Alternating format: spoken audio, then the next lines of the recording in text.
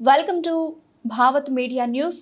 యాదాద్రి భువనగిరి జిల్లా వాలిగొండ మండల పరిధిలోని కెర్చుపల్లి వీర్లగడ్డ వెలివేర్తి గ్రామ రైతులు మహేశ్వరం, అంజయ్య వర్మ, జంగయ్య మరికొంతమంది రైతులు వాలిగొండ ఎంఆర్ఓకు వినతి పత్రం అందజేసి మాట్లాడుతూ సర్వే నెంబర్ 739లో బాటను కొంతమంది దౌర్జన్యంగా సేద్యం చేసుకున్నారని, అందులో గుణగంటి బాలరాజు కెర్చుపల్లి నక్షబాట్ను ఆక్రమించుకొని సేద్యం చేసుకుంటున్నాడు.